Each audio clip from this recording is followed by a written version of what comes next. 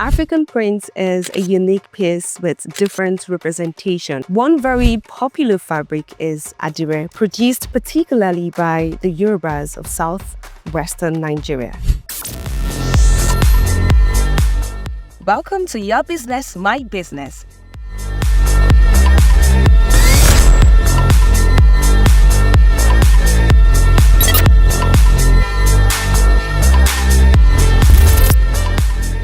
A show dedicated to showcasing small and medium businesses in Nigeria and beyond. Let's help you grow your entrepreneurship journey. My name is Alabetutu Gloria. I'm the creative director of Ayinke Art, African Aesthetics and Clothing Limited, located in Lagos, Nigeria. I'm specialized in the production of Adire, as you can see it at the back here. So we're majored in batik, tie and dye, and the likes. And we also export. We have the non-commercial export part of it, yes. We export and we also add value through sewing into different things like what I'm putting on, and you can see what she's putting on too. Thank you for having me. First off, before you even talk about your journey, what exactly inspired you to start up Ayinke Art? You could have decided to do any other thing, but then you decided to do fabric. Adire, Ayinke Art, talk to me about that. How did all of this start? Growing up, I could remember my mom always going to the market, especially during Christmas, to buy us an Adire. Those days they call it Kampala. It was made in Ogun State there in Abeokuta. So I actually don't even know where it is made, but I do know she goes to the market to buy Adire for us. So after school, what I can say is passion for creativity led me into the ecosystem. So I love producing things by myself. And I love to be an employer of labor too. Everybody can't work the white collar, everybody can't work in the office. So I like to produce and I like local content. Yeah, so that is what led me into the ecosystem, into producing fabric and majoring in Adire. How long have you been into this production now? 10 years. 10 years. Beautiful. And how would you describe your journey? I said it that passion for creativity led me into it. Yeah. So it's not always an easy one. So you have to start from somewhere and you keep growing with time and the grace of God. So we thank God for where we are today. So I know you've done this for 10 years, like you said. So far, what would you say how would you describe it so far? Adire is lucrative. Adire, you're going to face challenges. But if you want to grow, be ready to face it. So after conquering that, you expect others to. And it is wide now. It is generally accepted now. It is not something people will say, oh, Adire. So in as much as there is adulteration from the Chinese, the local content, being it local, but the fact that it is locally made and it is handmade, made it distinct. And it is generally accepted. People use Adire as Ashwebi now. We've accepted what is ours. And so for that, I'm happy. And we export. We go for international exhibitions. And when people see Adire, you will see people coming towards it and say, okay, we want this. And when you tell people, oh, this is handmade, not machine made, it draws them nearer to it to actually feel, okay, how can someone actually design this with the hand and it's comes out so beautiful. We've been able to add colors and make it so unique now. So that is it. What does fashion mean to you? Because for one who is in this line of business, you would obviously have a different ideology about fashion. So for you, what is it? What is fashion for you? What exactly inspires your designs? Some parts of it on Adire are inspirational. Why some are historical? We have historical designs. Okay, there can be a whole fabric and I'll tell you this design means this. A motif. We have something that inscribes or means. And it could be just you thinking about yourself and bringing out art into fabrics for you to wear or selling it out to people to wear. It is not just fabric. Yeah. It is what unites us as individuals, even as groups. You see groups coming to say, okay, Ayinke, can you produce this? We want the company logo or this group logo to be on the fabric, which has not been happening before. Yeah. So sitting down to do that, it is not just you creating it. It is you telling story of some other people on the fabric. So Adire has gone so far, it has gone so wide and farther than me just putting on fabric or you just putting on fabric. So fashion, bringing fashion into it. We have Adire pants, we have Adire shawls, we have kimono you're wearing. I'm putting on two-piece. And we make it for school. They wear it on Friday wear, on polos. We make it for associations and companies. So it has really gone wide. Adire is, it will touch everybody. It will touch whatsoever you want it to be. You have Adire lycra. I wear Adire all the time. Even to dinner, come anything, any occasion, I know, okay, this will suit this occasion. The idea behind you wearing Adire all the time, is it like to project that this is what you do, or the promotion of African culture for you? If I don't promote it, who will? If I'm making it, I should be able to promote it. If I'm making toothpaste, I should be able to promote it, isn't it? Yeah. So whatsoever it is I'm making, I should be able to project it. Okay, if I'm telling people outside, okay, I manufacture Adire, and they see me putting on Dior, it will be a slap on my face. So this is my deal. This is my fashion.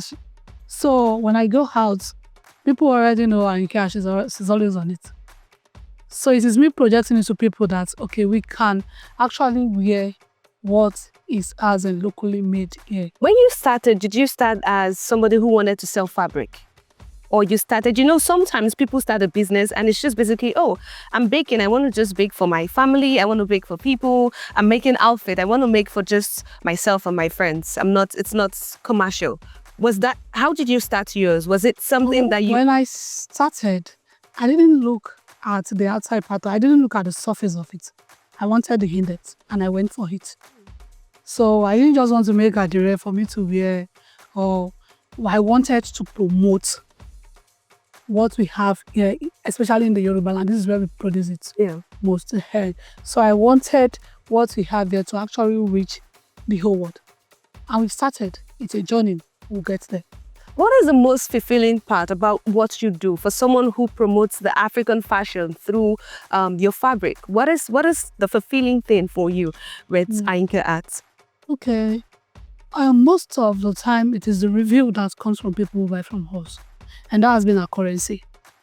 We're not so much outside there, but people who actually want luxury come to us. So when they come back and say, oh, I bought this, and when I wore it, people like it on me, and they even requested for your contact. That has been, it has always been a fulfilling part of it for me. It is not as if the challenging parts of it will not come. But when people come back to us and give us reviews, I'm like, okay, you're doing well, just keep doing it. It's interesting that you mentioned the challenging part, and I would love to ask you, with your business in the fashion space, what is the challenging part for you with what you do? It's always funny when you produce a design and you put it probably on social media, and in the next 3 weeks, you see it has been adulterated. The same design, but on substandard products. Please, emphasis substandard products. Yeah. So people who actually want to buy the luxury from you, they will say, okay, I can get it cheaper because it is actually cheaper. And good things are not cheap. If you want luxury, you know it is not cheap. Are you saying you do luxury? Yes, we do. Can I afford you? Yes, I'm affordable. I am. Yeah, our products, we are affordable, but it is luxury. And for luxury, you know it carries a value. So that is what makes it different from whatsoever standard products they are manufacturing outside there. Talk to me about how you come up with your designs. I know that fabrics are a means of communication, and aside the communication, there are just several things that goes into the design and the printing of our fabrics. For you, what is your inspiration for your designs? Like I said earlier, some designs are just inspirational. And I think of love and craft out the heart. It means love, isn't it? Yeah. So I might also think of, okay, what has happened in the holding this? I might see an animal and decide to replicate what it depicts on the fabric. And someone can come and say, okay, I want this. And I said each motif has information we are trying to pass out to the society, to people, even to the government. Yes. So some are inspirational. It just comes from within, from you. Why some are historical? We met people doing it. We met it. And we are still trying to replicate it and reproduce it, because there are some designs we do not want to leave. We do not want them out of folk. Yeah. Yes. People will always ask for them. So, years ago, wearing the African print on the African fabric, even to a corporate setting, used to be like an eyesore. It was a big deal when you wear the African fabric to a corporate setting. But now it has changed. In fact, when you wear the African print, you can use it to make contemporary outfits. Yes. I want to get your thought on what you think about the growth that has happened in the fashion space, especially with regards to African prints. And that is where value addition comes in. In the olden days, people only wear bubu, probably ram buba, shokoto, and kembe, and the buba for the man, then the kembe shokoto. So, and they do that bit I feel like with it. But as we evolve, you now have the Jensi now. A Jensi might decide not to wear what I'm putting on, what's your period. They may decide to say, okay, I only want the shorts, I want the bucket cap, which is the Adire too. So as we evolve, we're also trying to move with it.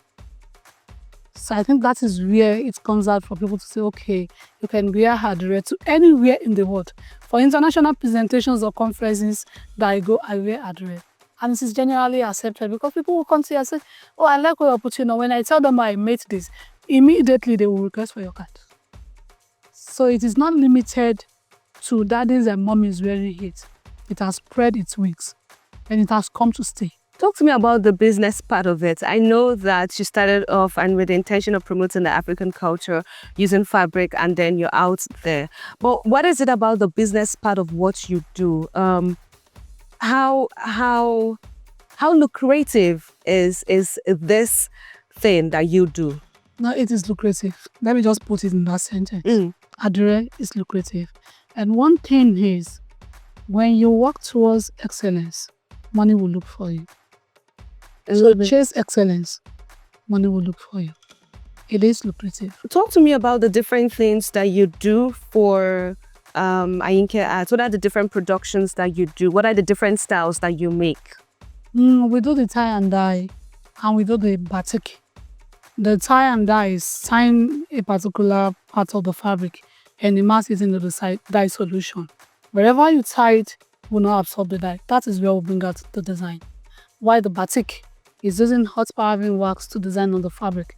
Wherever the hot paraffin wax touches, will not absorb the dye. So that is where we bring out the design on it. So we have those shoes that is very, very popular. And we have the oniko, we have the helico. So they use the cassava flakes to design that. It is done by majorly the old women in the society. So those are the three aspects of it. And you also send outside of Nigeria? Yes, we do that a lot. We have customers in diaspora who buy and resell over there too. For you, what would be the fulfilling part for you, right? Years from today? The fulfilling part is when we come out bigger than this. So for people to be able to access us more. Talk to me about entry. So for someone who wants to do what you do, what would you say to the person? What I would say to the person is, the first thing I'm going to ask anyone is, are you ready for it? Are you ready for this? Because at times you're tired, you want to back out. What makes you tired though? So many things will make you tired. The products coming in will make you tired. And Adire is not something, if an artist should design this, what I'm putting on, if you want 100 pieces of it, you should be expecting 100 pieces difference, just little difference. Because it is made by human, not machine.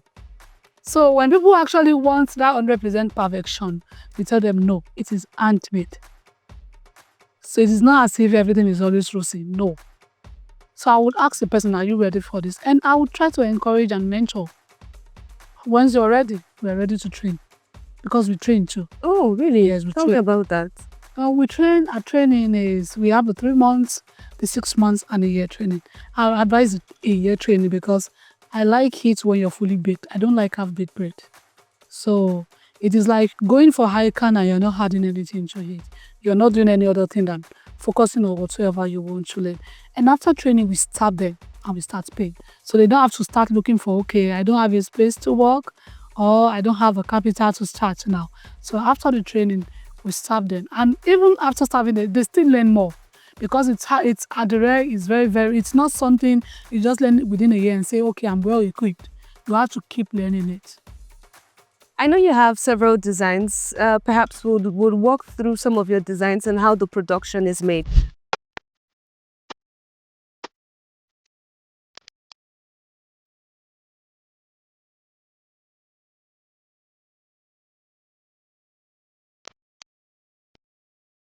This is the waxing process of the fabric, of the Adire fabric you do buy in the market. So it starts from here. This fabric has been rinsed. Some we don't rinse before working on it. So this has been rinsed and spread before working on it. So this is the waxing process. You can see how I use the Tijanchi to design on the fabric. Okay. So wherever the hot spiraling wax touches, won't absorb the dye. So that is where the design comes from. This is where everything Happens. happens. Yeah. What are these things?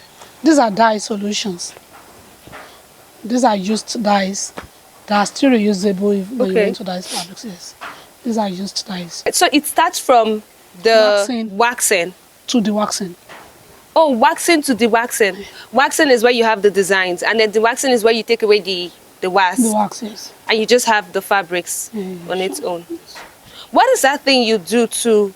So you talked about substandard when we were speaking earlier, and so what's the difference between what you produce and the substandard one? Is it the process? What exactly makes it substandard? What we produce is all handmade by Okay. us. The substandard are printed work. Oh, Yes, they are printed work and they are made on polyesters. While these are made on 100% cotton, which is body friendly and eco friendly too. it has been an absolutely amazing time talking to you. You're welcome. Adire is a very unique print. You should have one if you do not have at all. My name is Esther Omelo, and this is where Leather Cotton Fall on today's episode of Your Business, My Business.